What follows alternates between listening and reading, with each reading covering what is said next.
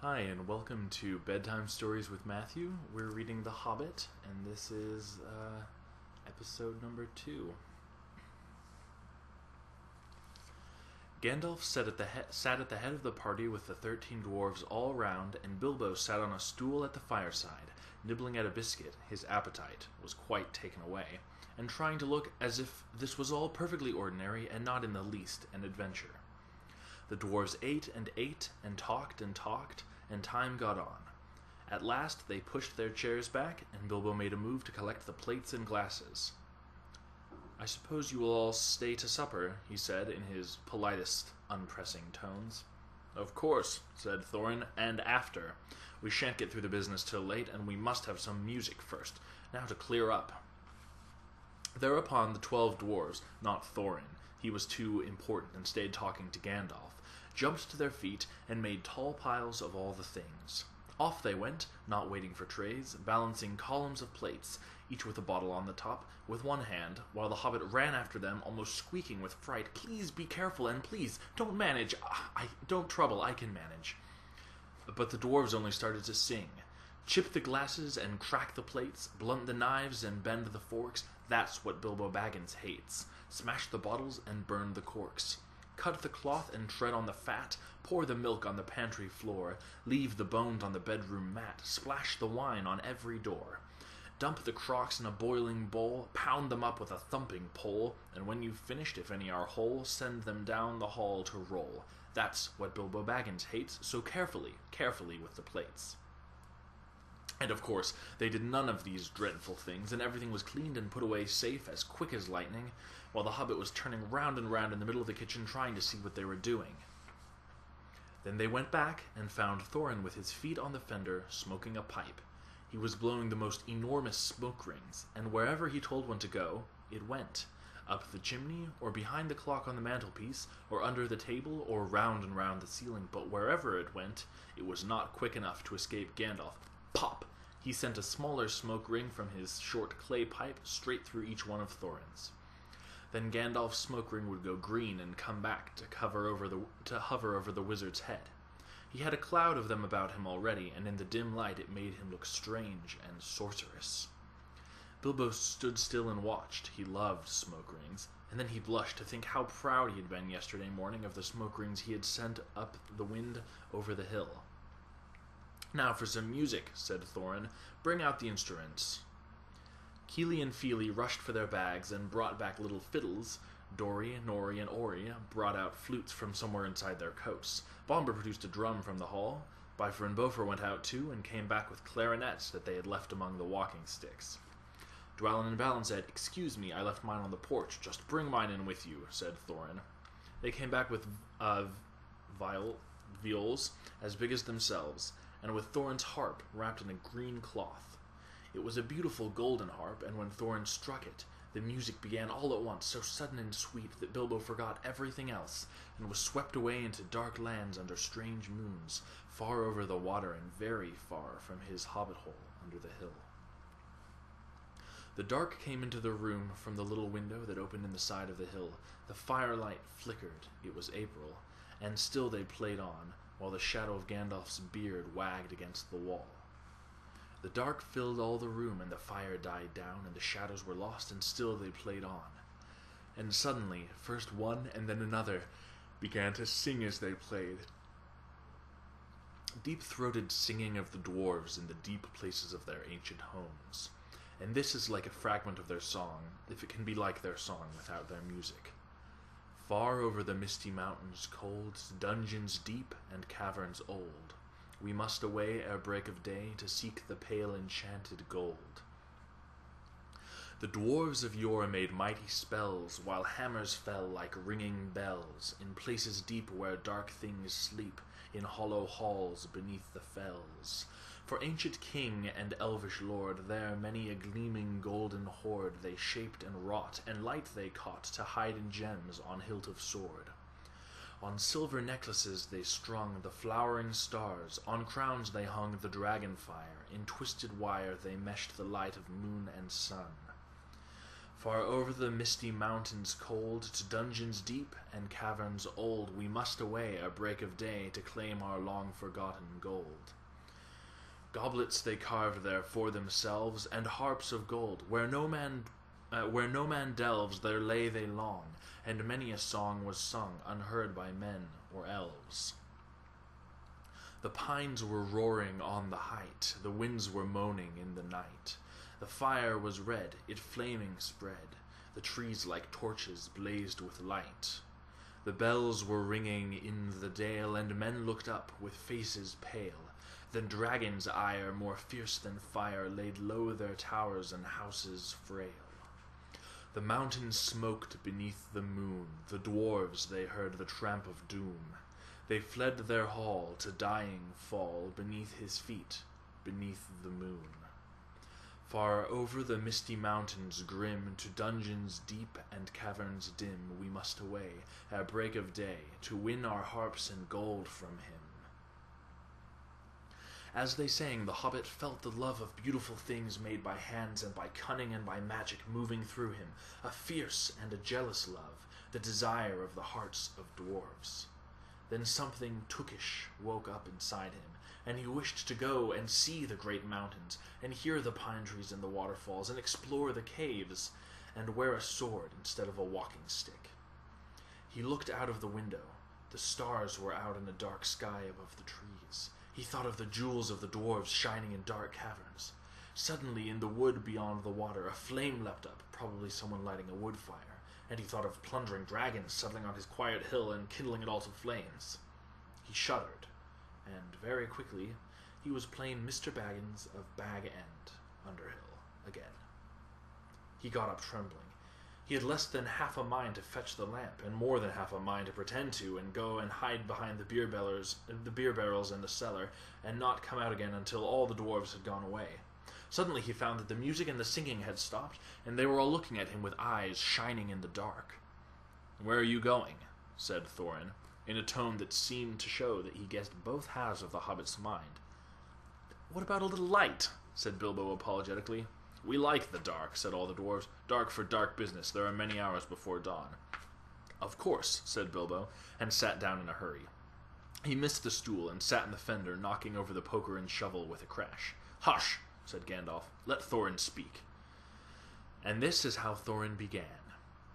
"Gandalf, dwarves, and Mr. Baggins, we are met together in the house of our friend and fellow conspirator, this most excellent and audacious hobbit, may the hair on his toes never fall out, all praise to his wine and ale."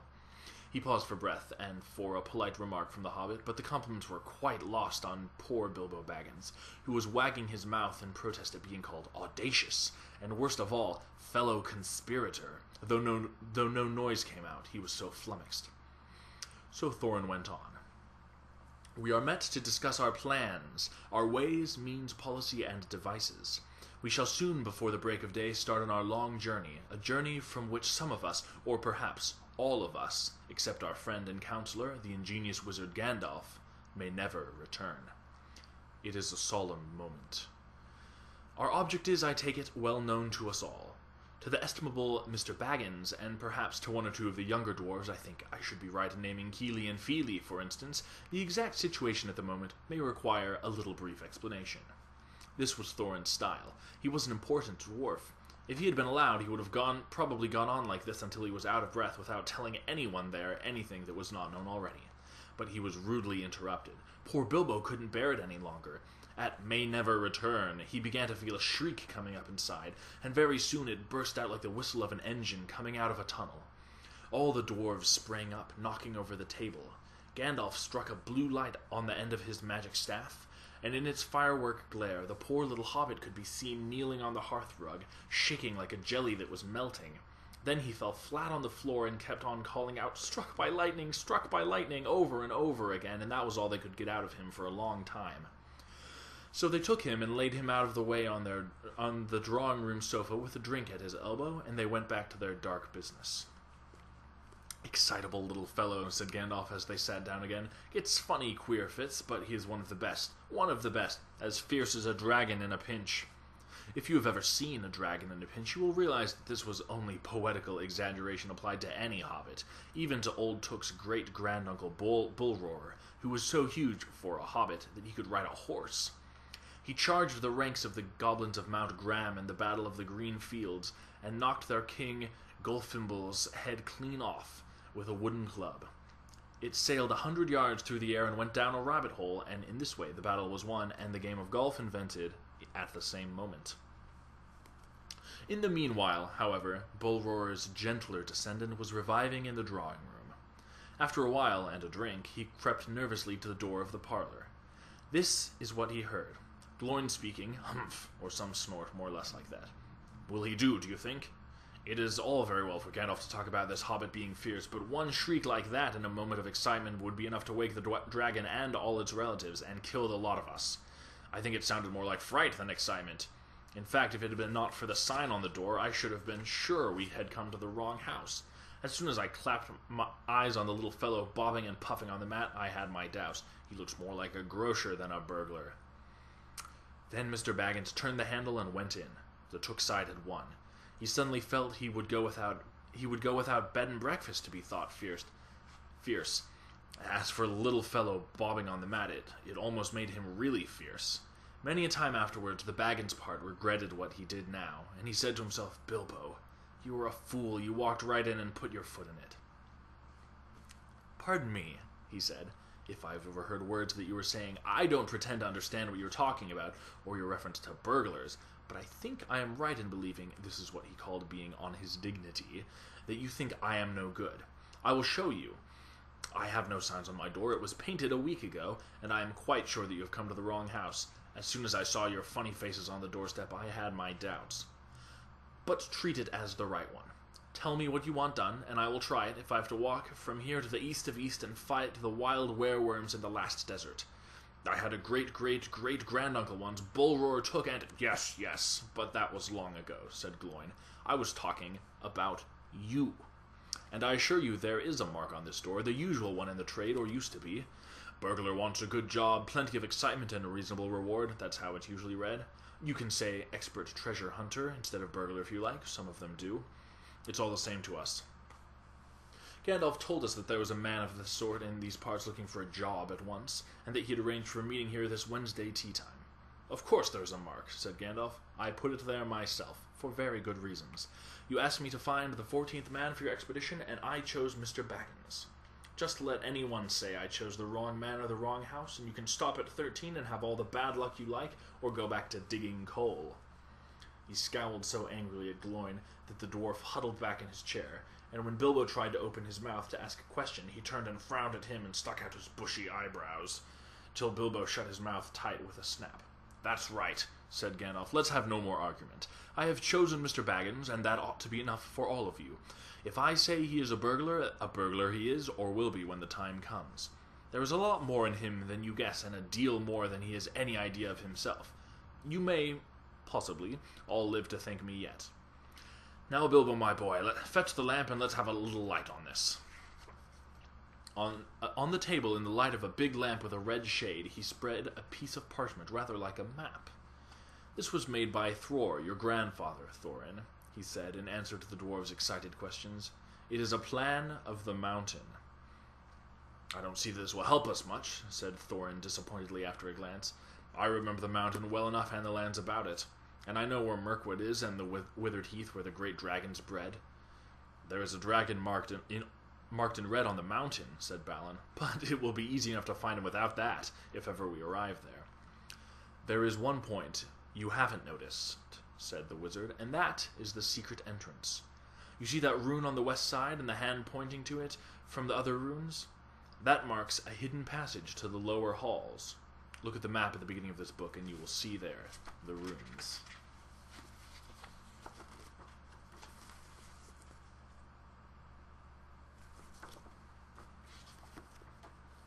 It may have been secret once, said Thorin, but how do we know that it is secret any longer?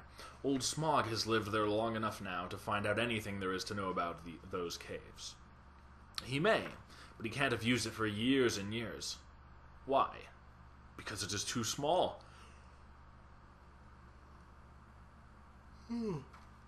5 feet high the door, and 3 may walk abreast, say the runes.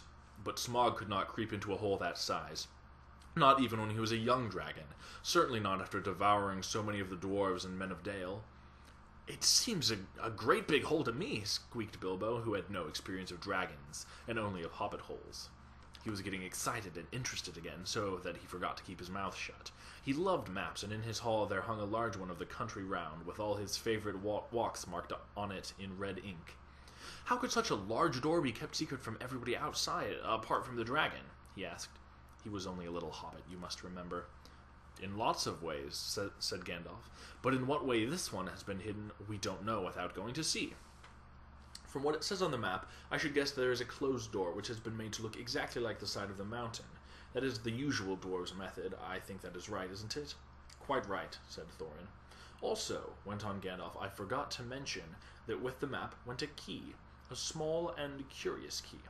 Here it is," he said, and handed to Thorin a key with a long barrel and intricate wards made of silver. "Keep it safe." "Indeed I will," said Thorin, and he fastened it upon a fine chain that hung about his neck and under his jacket.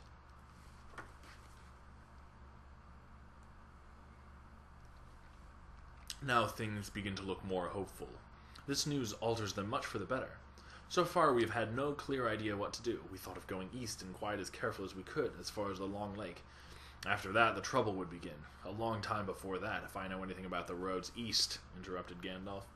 "We might go from there up along the river Running," went on Thorin, taking no notice, "and so to the ruins of Dale, the old town in the valley there, under the shadow of the mountain.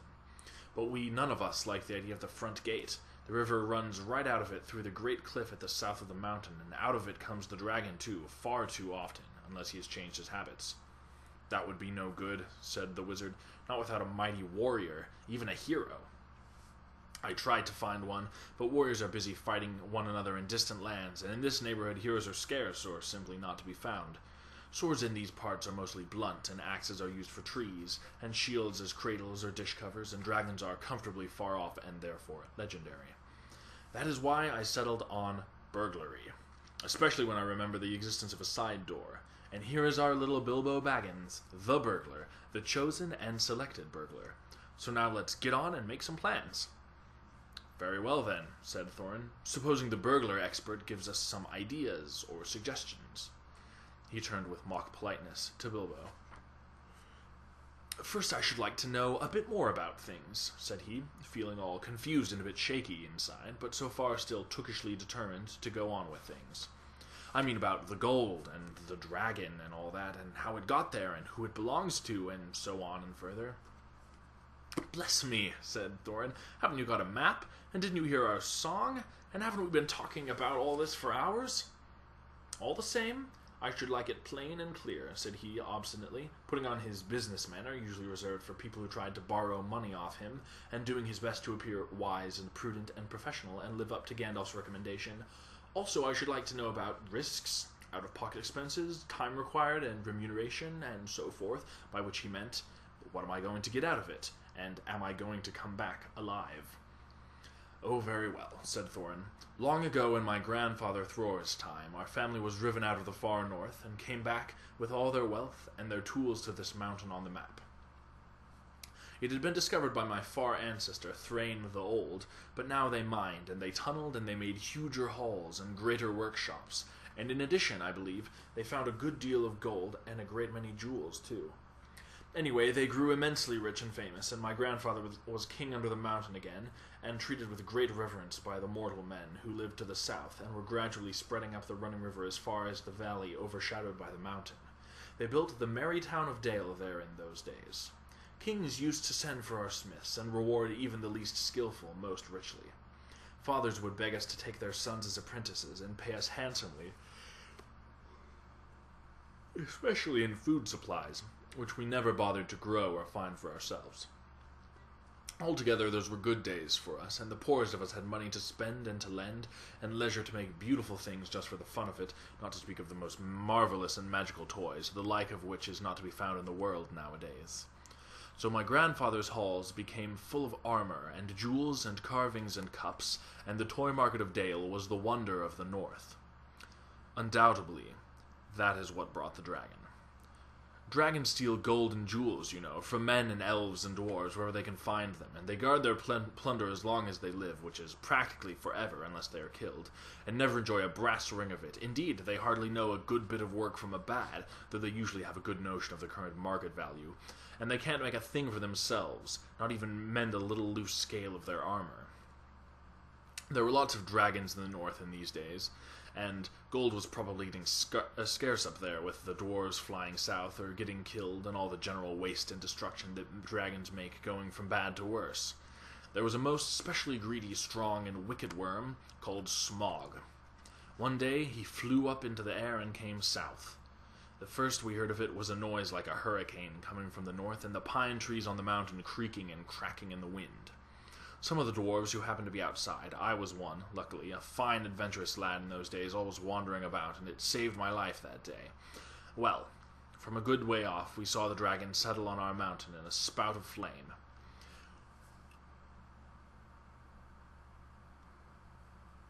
Then he came down the slopes, and when he reached the woods, they all went up in fire. By that time, all the bells were ringing in Dale, and the warriors were arming. The dwarves rushed out of their great gate, but there was the dragon waiting for them. None escaped that way. The river rushed up in steam, and a fog fell on Dale, and in the fog the dragon came on them and destroyed most of the warriors, the usual unhappy story. It was only too common in those days. Then he went back and crept in through the front gate, and routed out all the halls and lanes and tunnels, alleys, cellars, mansions, and passages. After that, there were no dwarves left alive inside, and he took all their wealth for himself. Probably, for that is the dragon's way, he has piled it up in a great heap far inside and sleeps on it for a bed. Later, he used to crawl out of the great gate and come by night to Dale and carry away people, especially maidens, to eat, until Dale was ruined and all the people dead or gone. What goes on there now, I don't know for certain, but I don't suppose anyone lives nearer to the mountain than the far edge of the long lake nowadays. The few of us that were well outside sat and wept in hiding and cursed Smog, and there we were unexpectedly joined by my father and my grandfather with singed beards. They looked very grim, but they said very little. When I asked how they had got away, they told me to hold my tongue, and said that one day, in the proper time, I should know. After that we went away, and we have had to earn our livings as best we could up and down the lands, often enough sinking as low as blacksmith work or even coal mining. But we've never forgotten our stolen treasure. And even now, when I will allow we have a good bit laid by and are not so badly off, here Thorin stroked the gold chain round his neck, we still mean to get it back, and to bring our curses back home to Smog, if we can. I have often wondered about my father's and my grandfather's escape. I see now they must have had a private side door, which only they knew about. But apparently they made a map, and I should like to know how Gandalf got hold of it, and why it did not come down to me as the rightful heir. I did not get hold of it, I was given it, said the wizard. Your grandfather Thror was killed, you remember, in the mines of Moria by Azog the Goblin. Curse his name, yes, said Thorin. And Thrain, your father, went away on the 21st of April, 100 years ago last Thursday, and has never been seen by you since. True, said Thorin. Well, your father gave me this to give to you, and if I have chosen my own time and way for handing it over, you can hardly blame me, considering the trouble I had to find you. Your father could not remember his own name when he gave me the paper, and he never told me yours, so on the whole I think I ought to be praised and thanked. Here it is, said he, handing the map to Thorin. I don't understand, said Thorin, and Bilbo felt he would have liked to say the same. The explanation did not seem to explain. Your grandfather, said the wizard slowly and grimly, gave the map to his son for safety before he went to the mines of Moria. Your father went away to try his luck with the map after your grandfather was killed, and lots of adventures of a most unpleasant sort he had, but he never got near the mountain. How he got there I don't know, but I found him a prisoner in the dungeons of the Necromancer. Whatever were you doing there? Asked Thorin with a shudder, and all the dwarves shivered. Never you mind. I was finding things out, as usual, and a nasty, dangerous business it was. Even I, Gandalf, only just escaped. I tried to save your father, but it was too late. He was witless and wandering, and had forgotten almost everything, except the map and the key. We have long ago paid the goblins of Moria, said Thorin. We must give a thought to the necromancer. Don't be absurd. He is an enemy far beyond the powers of all the dwarves put together if they could all be collected again from the four corners of the world. The one thing your father wished was for his son to read the map and use the key. The dragon and the mountain are more than big enough tasks for you." "Hear, hear," said Bilbo, and accidentally said it aloud. "Hear what?" they all said, turning suddenly towards him, and he was so flustered that he answered, "Hear what I have got to say." "What's that?" they asked. "Well, I should say that you ought to go east and have a look round. After all, there is the side door, and dragons must sleep sometimes, I suppose. If you sit on the doorstep long enough, I dare say you will think of something. And, well, don't you know, I think we've talked long enough for one night, if you see what I mean. What about bed and an early start and all that? I will give you a good breakfast before you go." "Before we go, I suppose you mean," said Thorin. "Aren't you the burglar? And isn't sitting on the doorstep your job, not to speak of getting inside the door? But I agree about bed and breakfast. I like 6 eggs with my ham when starting on a journey, fried, not poached, and mind you don't break 'em." After all the others had ordered their breakfast without so much as a please, which annoyed Bilbo very much, they all got up. The Hobbit had to find room for them all, and filled all his spare rooms, and made beds on chairs and sofas before he got them all stowed, and went to his own little bed, very tired, and not altogether happy. One thing he did make his mind up about was not to bother to get up very early and cook everybody else's breakfast. The tookishness was wearing off, and he was not now quite so sure that he was going on any journey in the morning. As he lay in bed, he could hear Thorin still humming to himself, in the best bedroom next to him. "Far over the misty mountains cold, to dungeons deep and caverns old, we must away ere break of day to find our long-forgotten gold." Bilbo went to sleep with that in his ears, and it gave him very uncomfortable dreams. It was long after the break of day when he woke up. And with that, as Bilbo and the dwarves go to bed, I think so shall I. So, good night, all. Sleep well.